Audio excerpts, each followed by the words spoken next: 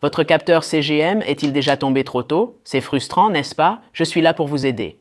Ces 5 dernières années, j'ai testé divers CGM et échangé avec des centaines d'utilisateurs pour découvrir le secret permettant au capteur de tenir jusqu'à 15 jours.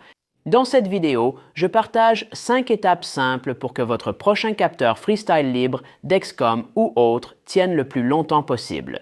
Et en bonus, je vais vous montrer comment je retire mon CGM sans aucune douleur et sans arracher de poils. Allons-y, en commençant par la première étape. L'une des principales raisons pour lesquelles les gens perdent leur capteur, c'est qu'ils le placent au mauvais endroit. Mais quel est le meilleur endroit pour porter votre CGM? J'ai remarqué que les meilleurs endroits sont les zones souples et charnues du corps, plates durant les activités et bien protégées des objets autour de vous.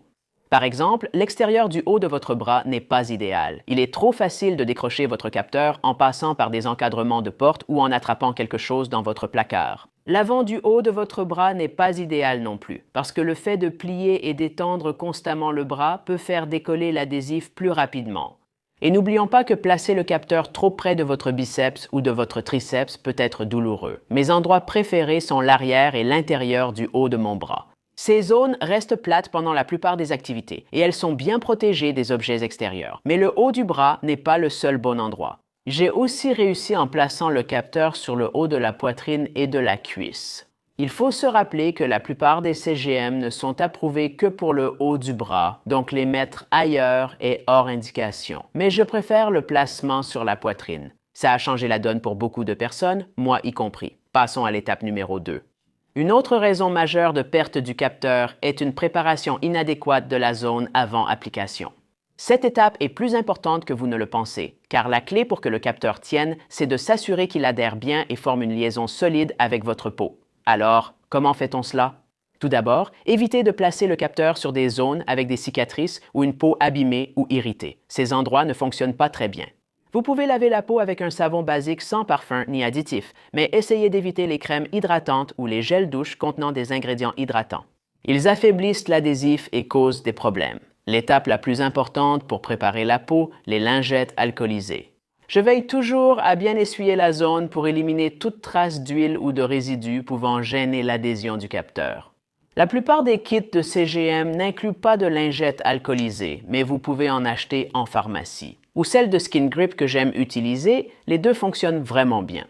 Avant de vous montrer ma technique pour appliquer le capteur afin qu'il tienne mieux, il y a quelques éléments à prendre en compte selon votre situation personnelle.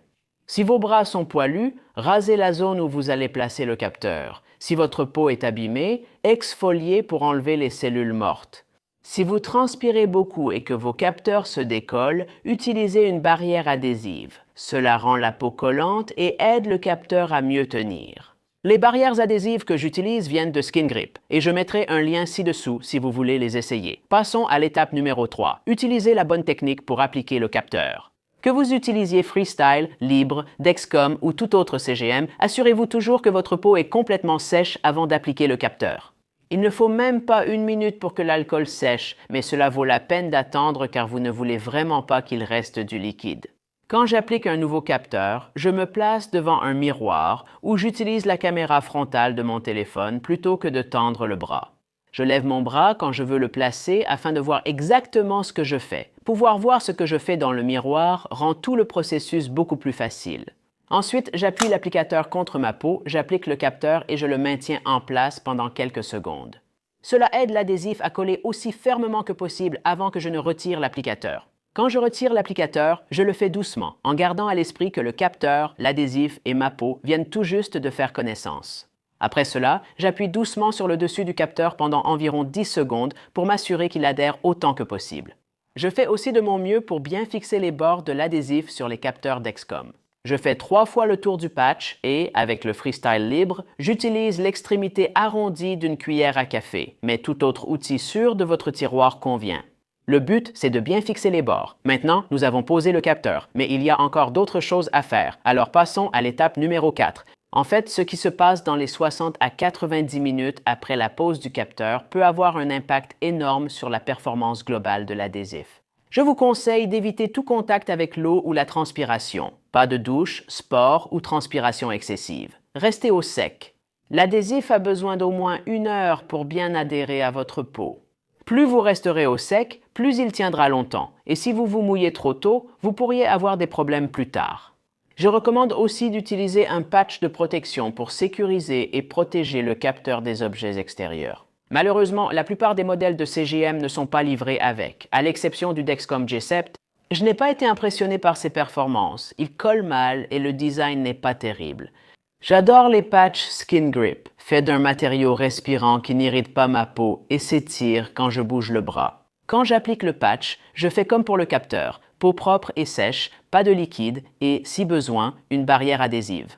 Pour être honnête, la principale raison pour laquelle je préfère les patchs Skin Grip est simple. Ils tiennent bien en place et ils ont un super look. Choisissez parmi plusieurs motifs et couleurs, et avec mon lien ci-dessous ou le code Type1Talks, profitez de 10% de réduction.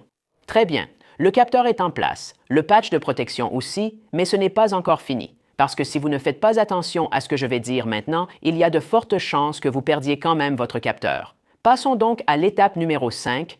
En réalité, les capteurs de CGM ne se décollent pas seuls. Généralement, ils se détachent lorsqu'on les heurte ou les arrache en cognant contre quelque chose.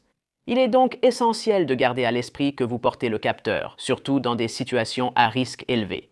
Par exemple, lorsque vous retirez un t-shirt, un pull ou une brassière de sport, faites-le lentement pour éviter d'arracher accidentellement votre capteur.